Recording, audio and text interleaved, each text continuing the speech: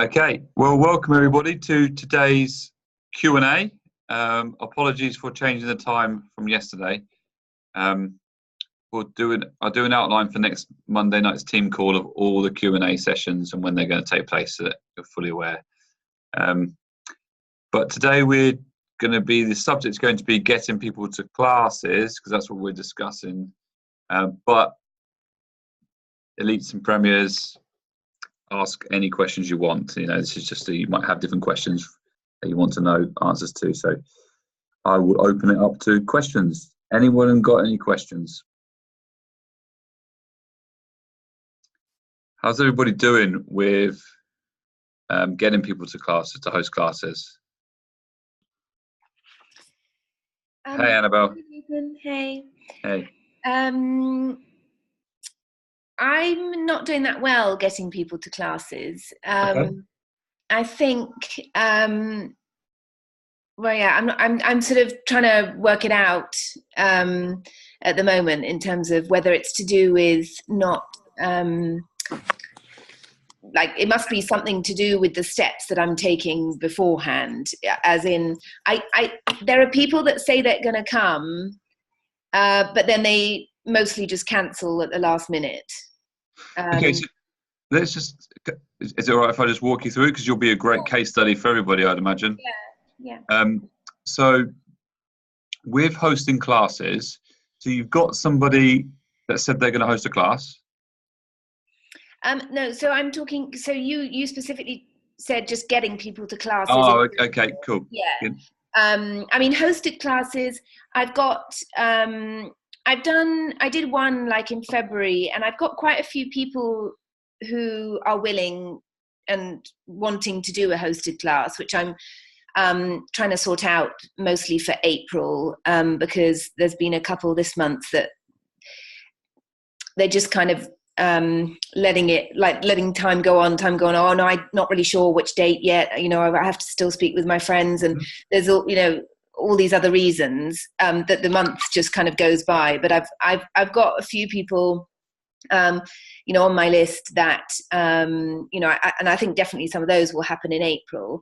But in terms of just getting people to classes in general, I'm just been feeling a bit frustrated the last month or so with trying to organize them, and then I don't really get the feedback in time, to be able to necessarily sample them in time.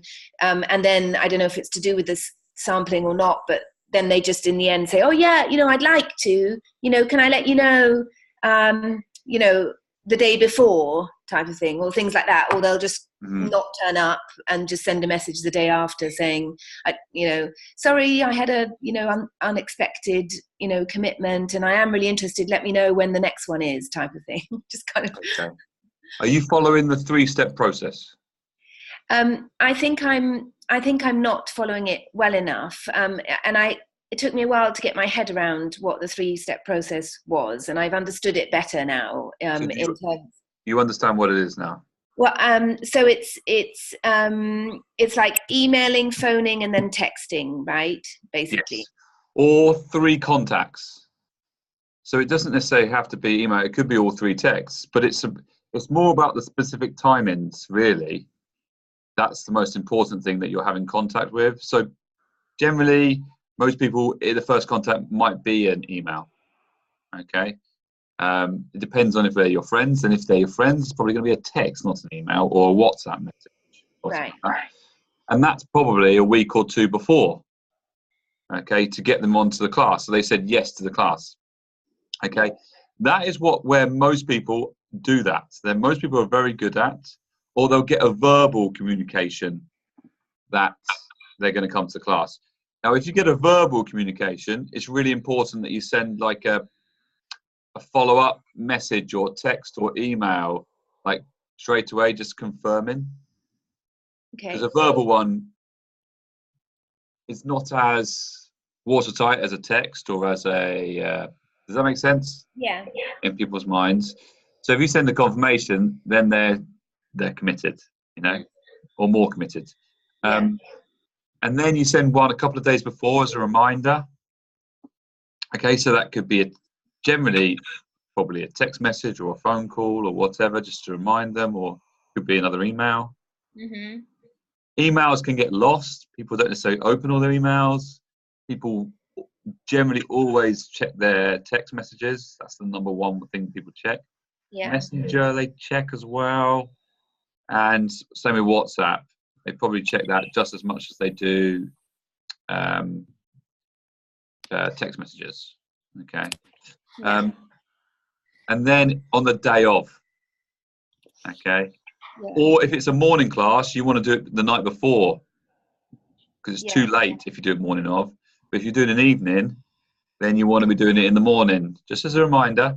And then if you sent them 3 messages like that, and if they still can't make it, the likelihood is on the day, you're going to get a message. Yeah. Rather than the day after. Yeah. So you're going to know. Yeah. Okay. So generally following that, and you will still get the odd person that falls through and doesn't do it the way that we want them to do it. But generally, you're going to get most people, if you follow those 3 steps, that's the very best way we found to get in people to those classes. And yeah, and then if that's not the case and you're finding it, then what we would say is that it's the type of people. I have a feeling it might be the Italians also.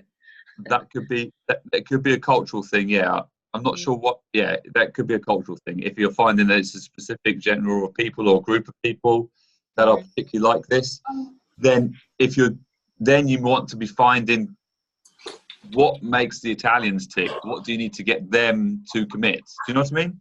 Yeah. It might be another level of stuff. I'm not sure on that one. I know from what the groups of people that we didn't deal with, that 3-step process works. Yeah, and I think it makes sense, definitely. And I'm wondering whether I need to kind of consider more kind of incentives and things like that.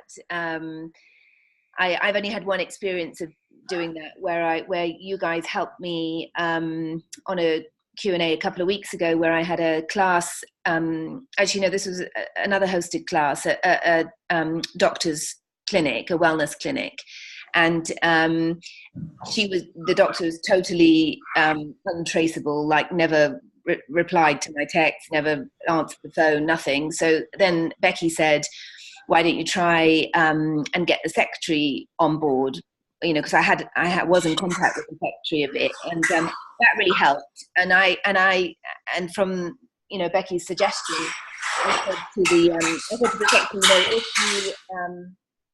if you can get me 10 people, to this class, I've got a really lovely gift, essential oil kind of spa gift that I can give you. And I did, and I made up like a scrub, and I gave her a rollerball with breathe in it for her sinusitis that I knew she had and stuff. And that I saw that did actually, even though in the end still nobody turned up apart from the doctor and her secretary, it did help her be more proactive and collaborative with me, in terms of, she sent out 20 WhatsApp messages to patients that they know and things like that.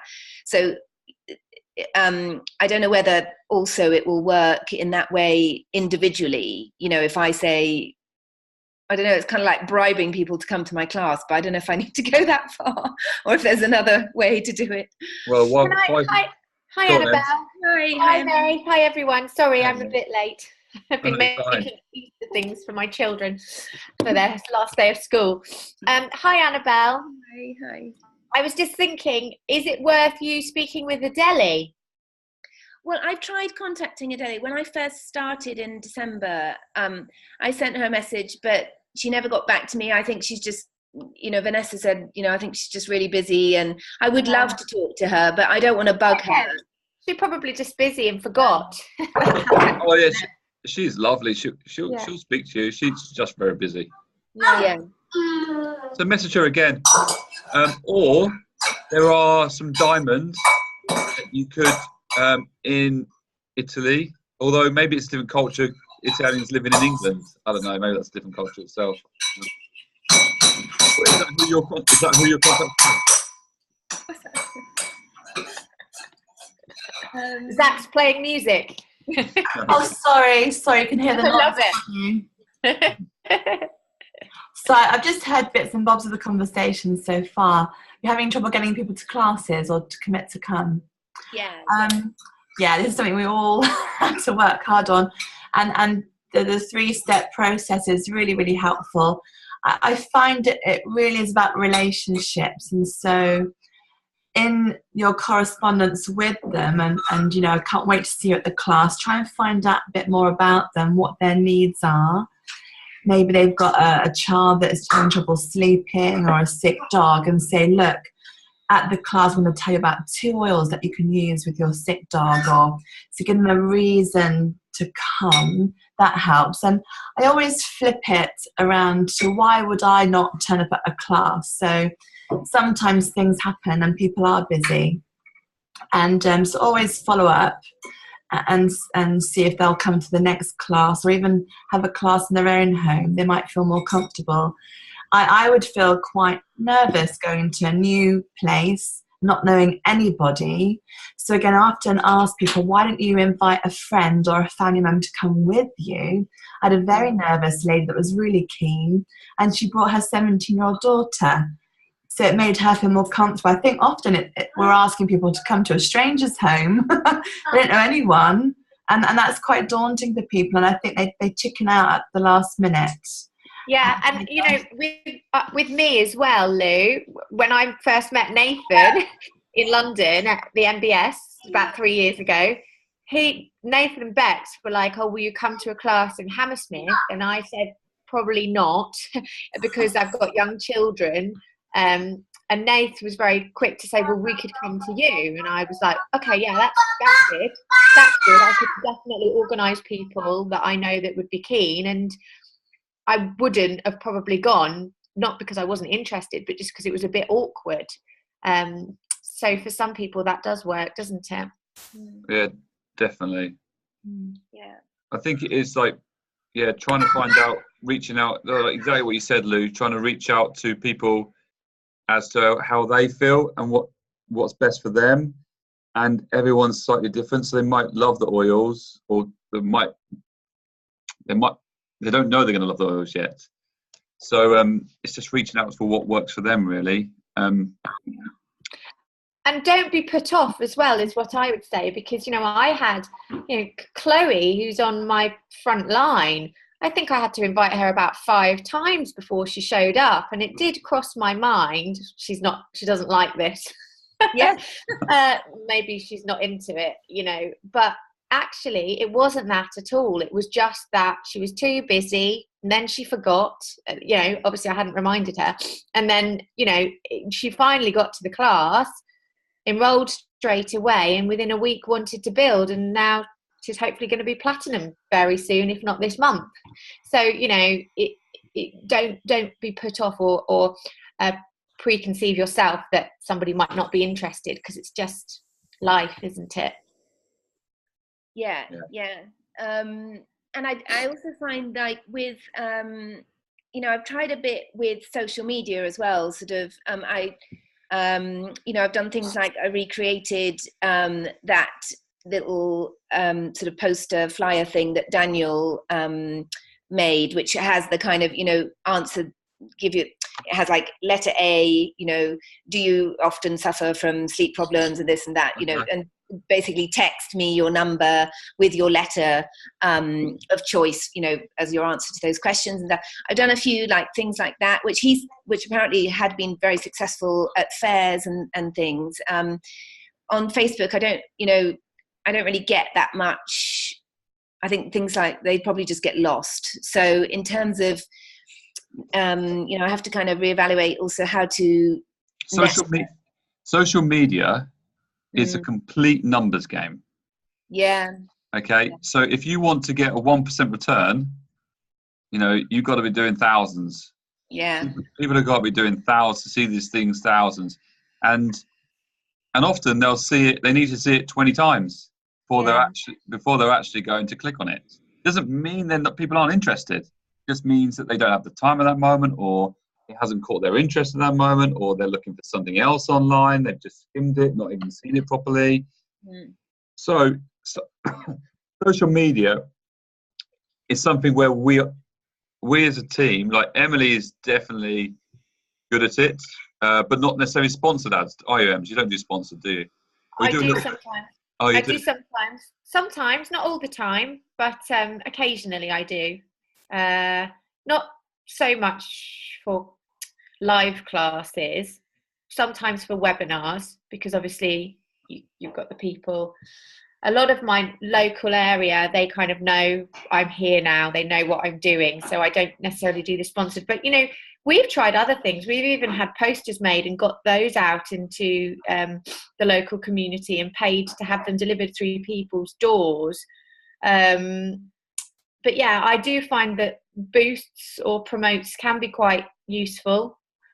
And you don't actually always have to spend that much. But what I will do with social media is, you know, I'm not afraid now to message anybody who clicks like or interested, you know, even if they just like it. We did because I'm running a program at the moment. It's called 30 Days to Bloom and Glow. And it's sort of a cleanse that we're doing with our team that's centered around the doTERRA Cleanse and Restore Kit.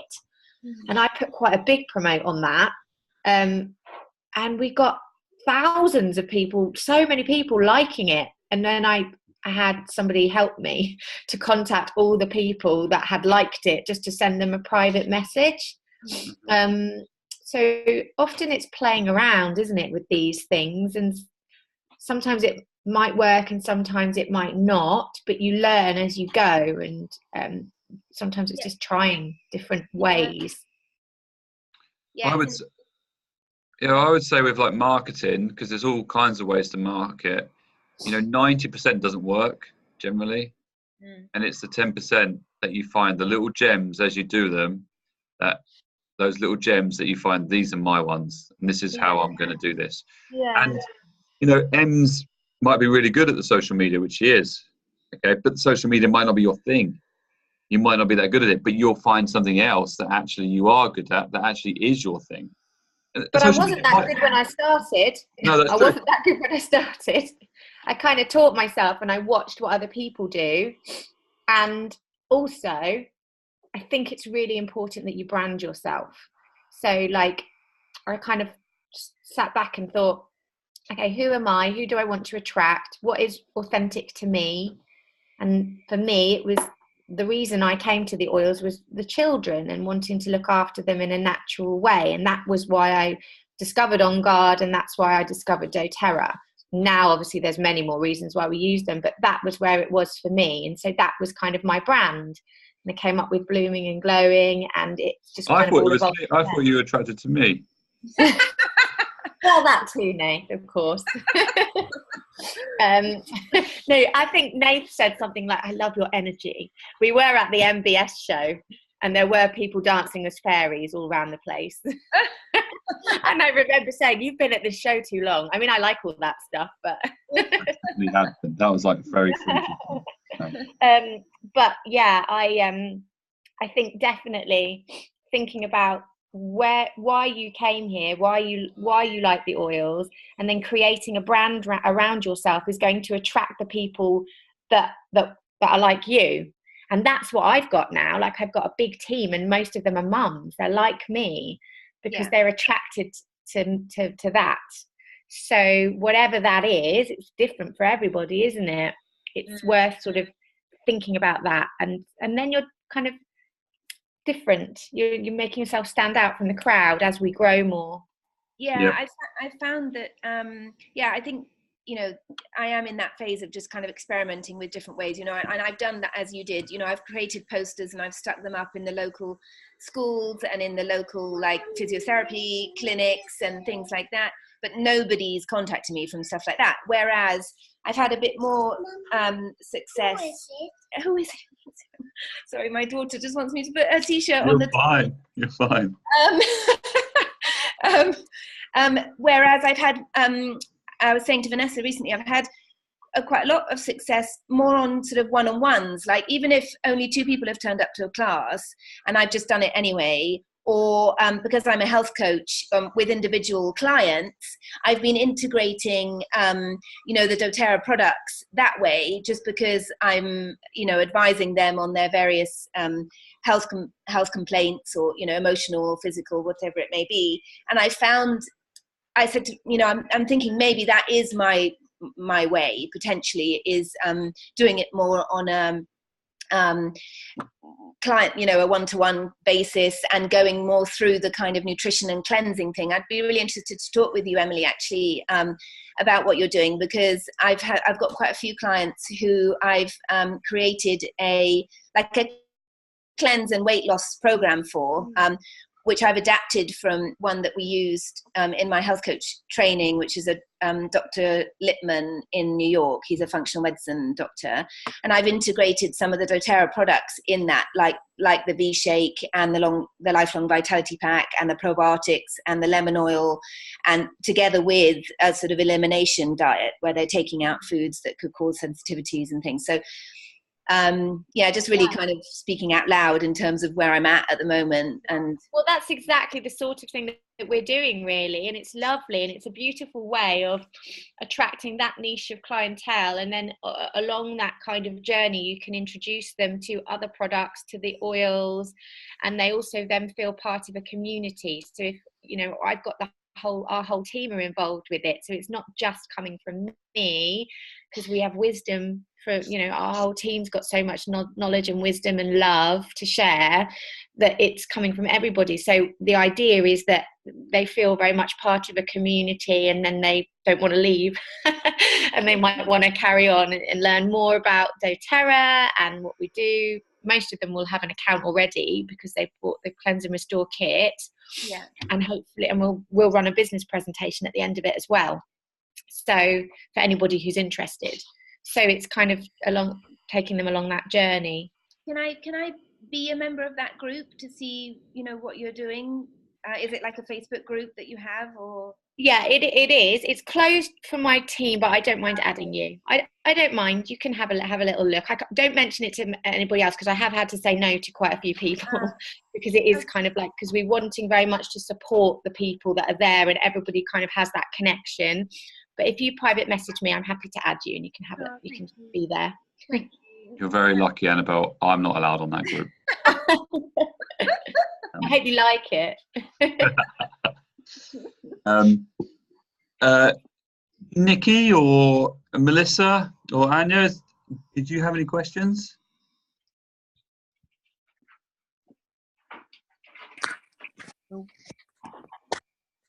Hi, Nathan. Hi, Nikki. Hi, sorry, I was driving earlier. That's why I didn't have I was on my Bluetooth, though. Oh, you're fine. I was listening in because I couldn't get back before the call. I know there's a mention about a leaflet there. Is that on one of the is there any leaflets on the Facebook group? Because I'd like to do myself a leaflet to just get out through a couple of the schools that I'm working with, or trying to work with. I don't think we do on the Facebook group. I think that Ems has done a specific one, haven't you, Ems? Yeah, we worked with a graphic designer who's a friend of ours. So it was reasonably cheap, and he created us something. But there's if you just kind of was there not some stuff on the Dropbox link, Nath? I was trying to think. What kind of is it? Are we talking about a poster for like a leafleting? Like classes or advertising? Is that? Yeah, just a general one to just introduce doTERRA, really. I'm sorry, I'm on a bit of catch up at the moment. Suddenly I've got a load of information flying at me, so I'm kind of trying to catch myself up with it and learning about the oils and learning about the business. So you're fine. You're fine, Nikki. Don't feel too overwhelmed either. Just take it your steps, because you'll get it over the next couple of months. So you don't have to learn it all in a week. It's fine. It's just there's a lot of information, but if I don't want to reduplicate information and go and get a leaflet designed up if there is one that I can use. What I would do is Daniel and Lindsay actually probably have that stuff. Yeah. Okay, so Daniel I would almost guarantee he has that stuff. So let me talk to Daniel, and then also reach out to Daniel, and then we'll just see what we've got. I'll send him a message. Yeah, and I'll see what I've got. I can't think of anything that's on the Facebook groups, but there may be. Yeah, or just something that if a friend of mine is into the oils and then says, oh, actually, another friend wants to know about it, but I haven't got the opportunity to speak to them, at least then I've got something I can give them in their hand. We don't have that so much, but there is. So there is also like stuff you can buy from Essential Oil Supplies. Yeah. You can buy all kinds of leaflets from there that will really very, very useful like that, or handouts for classes. There's all kinds of great the stuff. A to Zs are very effective. They're a bit more expensive, but I mean, that was the first thing that really spoke to me, because I didn't know that there was so many different ailments that you could address. Yeah. There were 200 ailments in the A to Z book. And so I wouldn't give them out to everybody, but if you've got somebody that's particularly interested, that's a great thing to give. And is that on the Essential Oil Supplies? Yeah. Okay. I've started to fill my basket with a few bits I want from them, so, and then I'll check the order out. And also, there is stuff like, for instance, there are I know on the Dropbox links and the Facebook links, there are stuff for like sending emails out. Okay. Yeah. Which has all the information on it, just not prettily displayed. Yeah, okay. So there is stuff like that. And Daniel and Lindsay will have stuff like that as well. Okay. I'll have a word with Daniel. Daniel's got some very pretty graphics, way prettier than we do. And even just, business cards. Even just business cards, and then get them to get in touch with you, and then you can send them information via email. Yeah. So there's some, isn't there, on the Essential Oils Supplies website, or I can just do my own, can't I? Yeah. You can do anything. That's not an issue. Okay, cool. I find, Thank you. If you're trying to target like a school or a wellness centre, rather than just leaving business cards or leaflets, maybe just let them borrow a diffuser for a week with some oils, because when people see the oils in action, they love them. I get a much better response. I get people contacting me when they're actually seeing the oils in action. I find just leaving business cards or leaflets somewhere, just don't get anything back. I said that to Daniel the other day, actually. I said I need to invest in another diffuser now. That's my next investment. I just lend it out for a week, and then leave your business cards and information by the diffuser, even a sign-up sheet that the receptionist could look after. And as a thank you, you could actually leave the wellness centre some oils. Yeah. I think we did buy their own diffuser. There was like one time in our house, I'm pretty sure, where we had 3 diffusers. We got one downstairs, one in the girls' room, and then one in the hallway. And they were all lent out, and we couldn't find the diffuser in the house. We're like, how do we not have a diffuser? I'm sure there's one in every room. And they were all lent out. That's a bit like my house, and my kids are like, well, my diffuser's not going out. I want to keep my diffuser. Yeah, they actually ask for the whale diffuser every night. They love it. Yeah, my 4-year-old has his on every night, so he really likes it. You could, as a gift as well. We have a local yoga studio, and I've kind of said, I'd like to supply you. I mean, obviously you don't have to give them. Loaning them out is, if that's what you can do, is good enough. Yeah. But I've also said, and if you're, I'd like to sponsor you and supply you with an account. Right. Okay. Would pay for them to have the £24 account. Yeah.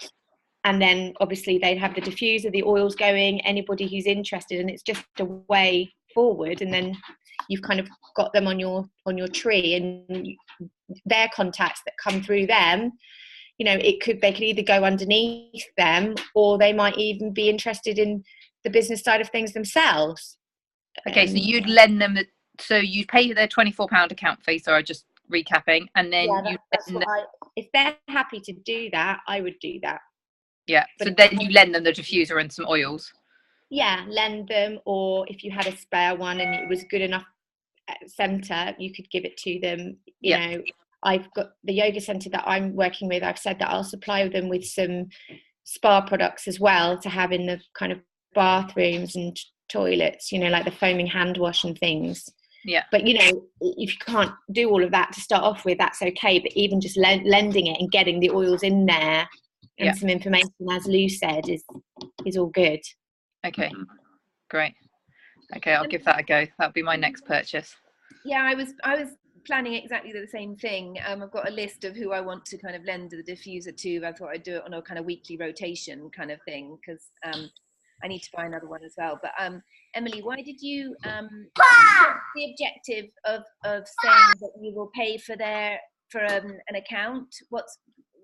Well, once they've got an account, they've got an opportunity to be able to buy oils themselves. And if they're getting in, because they won't know that they're probably going to get a lot of interest, because you've got to remember that everybody that goes into that yoga studio is probably quite like-minded and probably will love the oils and might start asking questions about the oils or how to purchase them. And then if they decide that they want to come to a class, it's almost like you're sponsoring or supporting that yoga studio. The people could go underneath the yoga studio's account. If the yoga studio's got no interest in kind of the business side of things, you could enroll them. But it also gives you the opportunity, if there's quite a few of them, to actually speak to the yoga studio themselves about, would they be interested in doing 100 PV spend a month and earning some money back? So, you know, you've got lots of different options there. Whereas if they don't have an account, they first of all could not understand how it all works and could end up signing up through somebody else, even though you've been working with them and supporting them and giving them your diffuser to loan. And so in my opinion, I think it's kind of better to kind of get them an account, and then from there, as people fall in love with the oils, which they always do, then you can be working with them. Sorry, Emily, do you sign up yourself for their account and pay with your own card for the account, or do you get them to do it? Yeah, as I'm offering that, then yes, I would pay. I would sign them up in their name, but I would pay for it myself. But you know, this is just an idea. It's not something that I'm saying that you should do or you have to do. You could even offer 50%. Do you know what I mean? And then it would cost you about £14. Yeah. But it's just a way of getting them started. And then once they've got an account, you've got a reason to send them information as well, you know, and do a wellness consultation with them. And you're just giving them more touches and introducing them more to the world of doTERRA. And they start using it, and that's it. They're in at that. And people will love it. And you know, it's such a lovely complement, the oils and yoga and meditation. And you know, as you know, it's not even just the oils for the class. There's oils for cleaning the mats down. There's oils for making energy balls. There's so many different aspects of it. There's all the chakras. And so even if the yoga studio themselves don't love the oils, somebody there, many of them there probably will. Yeah. Okay, thank you. And also they're a business people, usually quite savvy. So I've come across. I would say it's targeting people of influence with a network, and be over generous with letting them have the diffuser, or you know, I bought an Aroma Touch kit for someone that actually lectures in a college with trainee aromatherapists, for example, because they're in a position of influence. So that's a really good way to get the oils out. Yeah, so target people with a network who are influential. Yeah. Like wild orange is usually the nice one. It's such a cheap oil as well, and everyone loves wild orange. Yeah, so yeah. And you can get that's something that I would we use to get people to classes. So a 5 ml wild orange, if you come to class, really helps people turn up to a class. Sometimes they just rock up to get their 5 ml wild orange, and then they sit there to listen to the talk, and then they go, wow, I didn't realize how good these oils were, and then they're sold. Do you know what I mean? Yeah. And then as well, if you have say for example a yoga studio, but it could be a school or anyone of influence, like Lou says, then once they've got that diffuser going and people are really loving it, then you can offer to host a class there. They can host a class and you'll go and do the class there, and they are then kind of going to be helping you to organise that class. So it's all sort of feeding them gently and sowing the seeds, isn't it? Yeah, Nathan, that's sort of the thing that I was mentioning before. So that could potentially be a way for me to persuade them, definitely bribe them to come. I mean, these people would obviously have to be people that have been sampled out, before with something else. I would imagine. Otherwise, they'd be like, well, wild orange essential. I don't really know, what that's for. Well, definitely. Well, you could let them smell the wild orange. You could sample them with wild orange and peppermint still, and then they're probably going to want to come to the class to get a free bottle of that wild orange. Yeah. But ideally, wild orange and peppermint is a lovely one, but it's not one that's going to be. It's not a deal breaker necessarily. Ones that are like where people have got ailments are like they're very powerful. The wild orange and peppermint is great, and if people don't have an ailment, which you will get probably quite a lot, who don't know of an ailment that they can think of, wild orange and peppermint is perfect. Well, Vanessa's on the call too. Vanessa, do you have anything you want to share about that?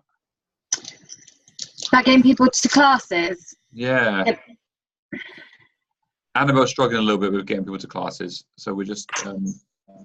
I think, for me, it's always about focusing on the educational part of it so that they feel like they're coming from a learning perspective. If I make it feel like they're actually going to really learn something, take something away, and there's more of a desire to be there. So that's the kind of bit that I really stress and I find works really well. Why would you not want to come and learn about all the science behind oils? Because most people have an interest.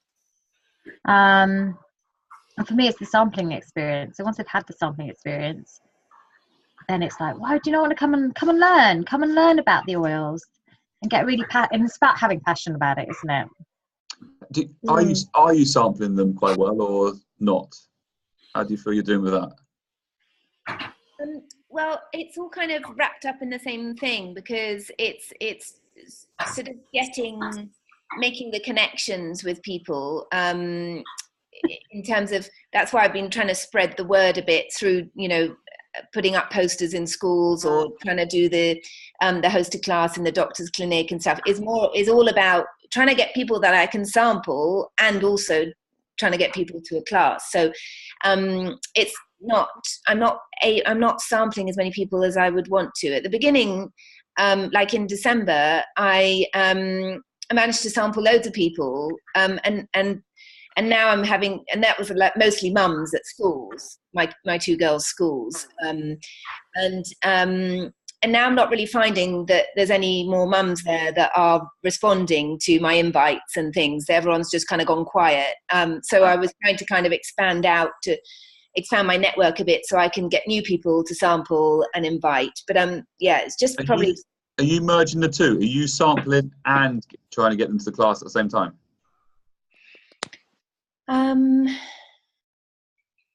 Yes, probably. Yeah, well, don't do that. Yeah, focus on just sampling. Okay. And then when they start having good experiences, get them to your classes. Do you know why I think people do this? Because I've had another builder who does this. She invites people to the class, and I think if you have an interest in oils, then you think that everybody's going to want to come and learn at the class. But actually, the reality is most people in this country, and I'm sure it's the same in Italy, Annabelle, have no clue about what oils can do. They just think they're a bit of fluffy, nice smells.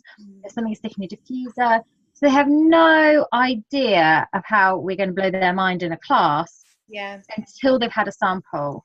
That's my feeling. But I've had other builders who do the same because they think they love oils, so they think everybody else is going to love oils, but that's not the experience of most people in the domain. Do you not agree, Emily? Yeah, I do, and I definitely agree. And I also was thinking just then with the whole yoga studio or school, could you not, when you've got the diffuser there, have an offering, would you like to try a free sample for this ailment, and have a chart with the different examples, because sometimes people don't know what an ailment, what a sample's for. Yeah. So actually they can fill out the chart there by the desk if they're interested in having a free sample, and then obviously you can get in touch with them and start that sampling process. But it's just maybe a bit more interesting than just a sheet to sign up for more information. Yeah. it might mean taking like a slight step back in like when you're booking classes for, and start sampling people. So you've got a whole list of people that are sampled, and then you start moving those sampled people to your classes. Yeah, that's what I'm feeling. I'm feeling like because I want to progress. I think I'm trying to like do everything. I'm in a bit of a panic to kind of do everything quickly, whereas actually, because you're trying to do the Rank Advancement Club. because so I think I'm kind of putting pressure on myself to do loads of classes, but then I need to, as you say, take a step back and make sure that I've got enough people built up with sampling experiences to then go to the next phase in that sense. Exactly. The point of the club is to help people to rank quickly. However, okay, it is not a one-size-fits-all program. Okay, it doesn't necessarily work like that. So for you, it might mean that this isn't working to do it that quickly. It might mean that you need to rank in May or June. Do you know what I mean? And that's not an issue. You know what I mean? The people don't have to rank for this club. We're just trying to help people to show that they can go faster. Yeah, and I really like the structure that you're giving and the different goals and things, because I do find that really helpful in terms of having things to work towards. Mm-hmm. But I think probably I do need to kind of take a step back and sample some more. But it doesn't necessarily mean you can't rank advanced either, Annabelle, because what it means is that you might just have to put 4 or 5 classes in the last week of April. Okay, and do all your sampling now rather than spreading out. It might mean you just tweak your strategy. I mean, that might be too much. I'm not saying to do that. Yeah. But it might mean you could do that so that you're getting 2,000 PV in the last week of April because you've done all your sampling now. Yeah. Do you know what I mean? So, or you have 2 or 3 big classes. I don't know. You know. I'm sorry being away for a bit. My suggestion before I just put my little boy to bed is I found that the oils are amazing and people buy them because they're amazing, but just as much it's the community. I would really recommend finding people to host a class for you. They invite their friends and their friends will go. They don't want to let their host down. And what happens in the class, going, oh, these oils are amazing, and they'll chat together and communicate. I would even suggest doing 2 classes for this group, because the second one, those friends will invite their friends to come back. And what happens is magical. The oils are wonderful, and you can spend time sampling, get into a class. But when you've got that community in that class as well, magic happens, and more people go into LRP, they'll support each other. So get an influential host or someone with a network that will invite 5 or 6 people to their home, and then you can work with the host to sample them. You can send the samples yourself or get the host to. Often I get the host to do it. I get them to do all the hard work. So you work with them. So it saves you a bit of time as well. But and then the host actually follows up as well. And they're sat there in the room going, well, what are you going to get? And the host hopefully will already have the oils. They'll go, well, I got the home essential kit. It's much more cost effective.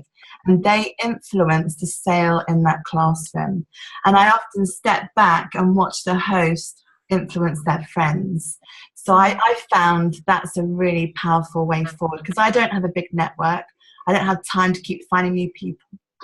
I do have people come to me to ask to host classes, and I target people that will host a class for me and work through them. And you get more people at classes. Because I find if I don't know them, I try my best. Sometimes you still will get people dropping out, no matter how hard you try. Often in my area, it's the elderly. They won't come out at night time or feel worried about coming on their own. So I end up going to their home to talk with them. But yeah, I find that's a really good way forward, is to use people to host a class. I think that's a great thing that Lou said as well about a second hosted class. If somebody's hosted for you already, that they're prepared to do that and that they've enjoyed that. And so go back to them and say, would you like to do another one, and change the subject slightly, you know, or even have the host set up 2 dates to invite their friends to, because not everyone can make that one date. We're all so busy. So if I was invited to a class in 2 weeks' time, I wouldn't be able to come. So always have an option of class dates for your host to give. And and the second class, you want the same people going back to go over again what they've learnt and share their enthusiasm with each other, and then focus, especially using the same home essential kit, the same 10 oils, then choose a different topic like sleep and stress and how those oils can help them. It's always going back to the basics. But if the host says, like, I would love a class on emotional health, then you can focus on what their needs are. But and then again, I'm still getting referrals from these hosts. They have such a great time. They might want to do the business at all, and that's fine, but they're still so pumped about the experience they've had in the class. They're still inviting their friends to get in touch with you. Yeah, I had one host last week, and one of her ladies that came to the class, she really needed the oils. She had these 3 young children, and she'd lost a child as well, and the children were not well, and she wasn't well, and she was just somebody that you just thought, gosh, she's here for a reason, but she didn't have any money. And the host in the end was like, you need these oils, I'm going to buy them for you. And the host bought them for her, bought her a home essentials kit, you know. So yeah, that's hosting is very, very powerful. It's by far the very, very easiest way to find people and to grow. It's the best way. It's cheap. It's the cheapest by a mile. You know, do a show. I mean, you can do a show and you can get 15. Let's say you do a show that costs you £25, for instance, just a little fair, and you find 15 people from that, and then you get 6 people that actually turn up to a class. You get a hosted class, and you have not spent a day doing that much work and that much effort, and then, you know what I mean? You've done exact same thing as doing a whole day at a fair, and spent some money, and taken a whole day out of your life, and then you've had to follow up with them all, and the community's not there, so they're not as connected. Hosted class is just so much easier. You know, and that is why we are pushing hosted classes massively. And so we now need to end this one because we need to move on to the silvers and golds. If people want to, you can stay on. I don't think it's going to be too much. We're not going to be too much different, but hey, if there's confusing stuff in it, then you're going to have to close your ears. I have to put Zach to bed now, so if you wouldn't mind sharing my wisdom, Nathan. Share your wisdom, Lee. I'm all wise, all knowing. Still having to learn a lot. No, that's great. Thanks, everyone. Thank you. See you, Lou. Bye. Nath, I've only got about 15 minutes now.